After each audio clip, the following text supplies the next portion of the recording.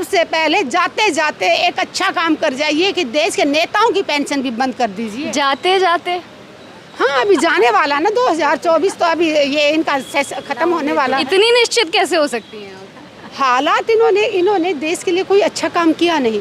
अगर ईमानदारी से चुनाव होगा तो प्रधानमंत्री जी को जाना ही पड़ेगा। लेकिन प्रधानमंत्री तो इतने कॉन्फिडेंस में, जिस प्रकार आप बोल रही हैं जाते जाते, वो बोल रहे हैं अगले साल मैं ही झंडा फहराऊंगा लाल किले तो पे। हो सकता है कि उन्होंने पूरी सोच विचार कर लिया होगा कि ईवीएम से घोटाला करेंगे और वापस कुर्सी पे आ जाएंगे। अगर प्रधानमंत्री जी इतने लोकप्रिय हैं, प्रधानमंत्री जी दम रखते हैं दोबारा कुर्सी पे आने का, तो बैलेट पेपर से चुनाव करके दिखाएं, फिर कुर्सी पे आके दिखाएं। देखिए, पुलवामा हुआ, उसके बाद तुरंत प्रधानमंत्री जी ने क्या कहा, वोट मांगने गए और सीधा सीधा बोल दिया पुलवामा के शहीदों के नाम से वोट देना।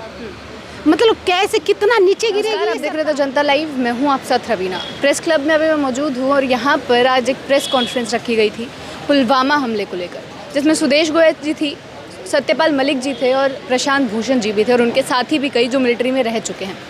यही उनका कहना है कि बार बार जब पुलवामा पर सवाल उठाए जा रहे हैं, जब सत्यपाल मलिक जी खुद सामने आकर बोल रहे हैं कि कहीं ना कहीं गलती देश की सुरक्षा में थी, जिस समय जवानों को सुरक्षा हम नहीं दे पाए, तो इस पर जांच क्यों नहीं की जा रही है। ये सवाल बार बार उठ रहा है। लगातार ये लोग प्रेस कॉन्फ्रेंसेस करते आए हैं, भाषण देते आ रहे हैं और सरकार से सवाल करते आ रहे हैं। लेकिन इसी प्रेस कॉन्फ्रेंस में उन्होंने एक नया मुद्दा छेड़ा और एक नई बात बोली है जो कि काफ़ी गंभीर है अगर आप इसको सोचेंगे तो। 2024 के चुनाव नज़दीक आ रहे हैं। हम बार बार बात करते हैं कि लोकसभा चुनाव से पहले सरकार क्या कर सकती है, कौन से मुद्दे चुनावी मुद्दे बन सकते हैं। लेकिन उन्होंने बोला है कि 2024 से पहले एक बड़ी चीज़ हो सकती है जो कि है राम मंदिर पर हमला। ये इतनी बड़ी चीज़ है कि अगर ऐसा कुछ देश में होता है तो हम लोग सोच सकते हैं, कल्पना कर सकते हैं कि देश के हालात क्या हो जाएंगे। इन्हीं सारी चीज़ों पर चर्चा करने के लिए हमारे साथ सुदेश गोयल जी हैं। मैम, बहुत बड़ी बात है कहीं ना कहीं अगर आप इस चीज़ को सोचें कि 2024 से पहले राम मंदिर पर हमला, देश के क्या हालात होंगे अगर ऐसा होता है, तो क्या इस बात में सच्चाई है? क्या सही में ऐसा हो सकता है? देखिए, अगर देश के सुप्रीम कोर्ट के वकील बोल रहे हैं, सत्यपाल मलिक जी बोल रहे हैं, तो कुछ ना कुछ उनको पता है, उसके बाद ही बोल रहे हैं। ऐसे हवा में तो कुछ नहीं बोल रहे होंगे, उनको कहीं ना कहीं से कोई खबर मिली है, उसके बाद ही बोल रहे हैं। तो सरकार को इसका संज्ञान लेना चाहिए। अगर ऐसा लग रहा है तो उनको अपनी सिक्योरिटी बढ़ा देनी चाहिए, जहाँ से एजेंसियाँ अपना काम दिन रात उसमें जुटना चाहिए, क्योंकि हमारे देश में तो पहले ही बहुत ज़्यादा नुकसान हो चुका है। शुरू से लेके मैं कहूँगी, कभी दंगों के नाम से हो चुका है, कभी आतंकवाद के नाम से हो चुका है। हर रोज़ हमारे देश के सैनिक शहीद हो रहे हैं। दूसरा, मैं देश के प्रधानमंत्री जी से एक सवाल पूछना चाहती हूँ। प्रधानमंत्री जी ने कहा था कि धारा 370 में हटा रहा हूँ, उसके बाद आतंकवाद कश्मीर से ख़त्म हो जाएगा। धारा 370 हटाए काफ़ी साल हो गए, उसके बाद भी आज भी हमारे जवान शहीद क्यों हो रहे हैं? क्यों हमारे, और ऊपर दूसरा दुख की बात ये है कि वहाँ हमारे 4 देश के जवान शहीद हो रहे थे, वहाँ शहीद की माँ रो रही थी, फूट फूट के उनके परिवार के लोग रो रहे थे, और दूसरी तरफ देश के प्रधानमंत्री जी अपने ऊपर फूल बरसवा रहे थे, G20 की खुशियाँ मना रहे थे। शर्म आनी चाहिए देश के मुखिया को। अगर घर में किसी की मौत हो जाए और घर का मुखिया उसका उत्सव मना रहा हो, खुशियाँ मना रहा हो, तो शहीद परिवारों में क्या बीत रही होगी? क्या कोई माँ अपने बच्चे को भेजेगी देश के बॉर्डर पे? अगर उनके बच्चे मर रहे हैं, उनके बच्चे शहीद हो रहे हैं और देश का मुखिया खुशियाँ मना रहा है, उसके बाद भी देश का मुखिया कोई शब्द नहीं बोल रहा, 2 शब्द नहीं बोल रहे उनके लिए। ऐसे ही तब भी हमारे जब मणिपुर में हमारी बेटियों को नंगा करके घुमाया गया था, तब भी प्रधानमंत्री जी चुप रहे थे। बात करते हैं अभी जो महिला आरक्षण बिल लेके आए हैं, मैं कहूँगी बहुत बड़ा अपमान कर रहे हैं महिलाओं का। महिला आरक्षण बिल लाकर, जिसमें सब आरक्षण बिल लाकर महिलाओं का अपमान कर रहे हैं। अगर इनको बिल लाना होता तो अभी ये बहाना क्या अड़ा रहे हैं कि पहले जनगणना की जाएगी, उसके बाद बिल लागू होगा। कब, मैं पूछना चाहती हूँ, जनगणना कब लागू कर रहे हो? जनगणना कब शुरू कर रहे हो? लेकिन इसको मास्टर स्ट्रोक बताया जा रहा है कि महिलाओं के भाग्य। क्या महिलाएं इतनी बेवकूफ़ हैं हमारे देश की? प्रधानमंत्री जी ने बोल दिया, अपने जो गोदी मीडिया के चैनल हैं उन्होंने फटाफट दिखा दिया, प्रधानमंत्री जी 50% आरक्षण दे रहे हैं महिलाओं को, और महिला खुश होके 2024 में मोदी जी को वोट दे देंगी। जब तक महिलाओं को आरक्षण लागू नहीं होगा तब तक महिलाएं प्रधानमंत्री जी को अभी दोबारा वोट देने वाली नहीं है। लेकिन भविष्य की सोचने के लिए बोल रही है बीजेपी की, भविष्य कब तक सोचे, भविष्य की कब तक सोचे हम? प्रधानमंत्री जी ने कैसे विश्वास करें उनकी बात पे? प्रधानमंत्री जी ने जितने वादे किए, एक वादा पूरा किया हो तो हम भरोसा करें। किस मुद्दे पे हम भरोसा करें? किसानों की बात ले लें, बेरोजगार 2 करोड़ नौकरियों की वादा किया था, किसानों का कर्जा माफ की बात करी थी, आमदनी दुगने की बात की थी। कौन सा वादा प्रधानमंत्री जी ने पूरा किया जो आज हम महिला आरक्षण की बात मान लें प्रधानमंत्री जी की? वो जो हमारी माताएं बहनें जो बच्चे को पीठ पे बांध के, झोले में बच्चे को डाल के और सिर पे 18 ईंटें रख के सारा दिन मजदूरी करते हैं, क्या उन महिलाओं को जाने का मौका मिलेगा संसद के अंदर?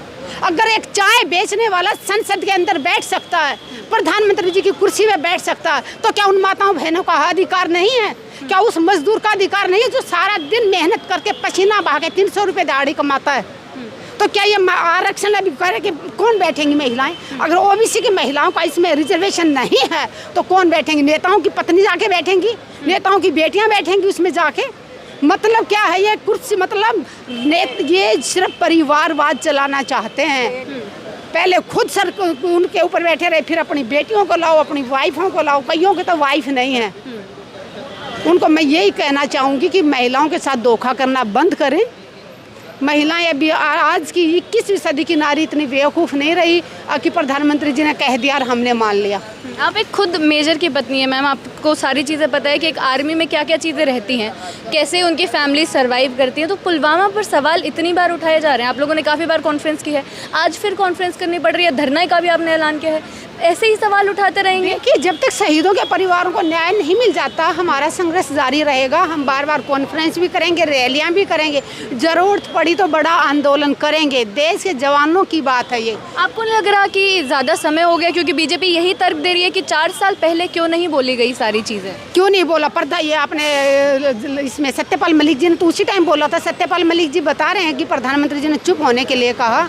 तो हम देश के प्रधानमंत्री जी से पूछना चाहते हैं कि आपने कमेटी क्यों नहीं बनाई आज तक, और बनाई है तो उसके कौन कौन सदस्य हैं, और कमेटी की जांच कहाँ तक पहुँची? देश पूछना चाहता है प्रधानमंत्री जी से। इसके सवालों से कब तक भागेंगे देश के प्रधानमंत्री जी? देश के जवानों की बात है, देश के शहीदों के परिवारों की बात है। देश जब तक उन अपराधियों को सजा नहीं मिलेगी, हमारे शहीदों को सच्ची श्रद्धांजलि नहीं मिलेगी, तब तक। सुदेश जी, एक सवाल काफ़ी गंभीर है यहाँ पे। आप लोग बोल रहे हैं बीजेपी पर आरोपी है कहीं ना कहीं कि दंगे भड़कवा सकते हैं, 2024 में राम मंदिर पर हमला करवा सकते हैं। इससे बीजेपी को क्या फ़ायदा मिलेगा अगर वो मंदिर पर दंगा करवाते हैं, मंदिर पर हमला करवाते हैं? देखिए, पुलवामा हुआ, उसके बाद तुरंत प्रधानमंत्री जी ने क्या कहा? वोट मांगने गए और सीधा सीधा बोल दिया पुलवामा के शहीदों के नाम से वोट देना। मतलब कैसे, कितना नीचे गिरेगी ये सरकार? अपने देश के लोग शहीद हुए हैं, उनके शहीदों के ऊपर ये राजनीति कर रहे हैं, शहीदों पे वोट मांग रहे हैं। कितने शहीदों के बच्चों को प्रधानमंत्री जी ने शिक्षा दी है? मैं पूछना चाहती हूँ प्रधानमंत्री जी से, खुद के लिए 8-8 हज़ार करोड़ का जहाज़ खरीद सकते हैं, लेकिन देश के सैनिक जब जहाज़ मांगते हैं दूसरे जगह जाने के लिए तो उनको जहाज़ से मना किया जाता है। खुद के लिए, देश के जवानों के लिए जहाज़ का पैसा नहीं है, लेकिन खुद नेता ये रैलियां करने जाते हैं तो ये हेलीकॉप्टरों में जाते हैं, तब पैसा कहाँ से आ जाता है? नई संसद बनाने का पैसा है प्रधानमंत्री जी के पास, बट देश के सैनिकों का पेंशन देने का पैसा नहीं है। वहाँ पे भी ये हमारे सीआरपीएफ के हैं, हमारे पुलिस वाले हैं, हमारे बीएसएफ के जवान हैं। 2004 के बाद जो भर्ती हुए हैं उनको पेंशन नहीं मिलेगी। अरे जवान को पेंशन नहीं है तो फिर नेताओं को पेंशन क्यों दे रहे हो? अगर आप सच में देश के सैनिकों से प्यार करते हो प्रधानमंत्री जी, तो सबसे पहले जाते जाते एक अच्छा काम कर जाइए कि देश के नेताओं की पेंशन भी बंद कर दीजिए। जाते जाते? हाँ, अभी जाने वाला ना 2024, तो अभी ये इनका खत्म होने वाला। इतनी निश्चित कैसे हो सकती हैं? हालात इन्होंने देश के लिए कोई अच्छा काम किया नहीं।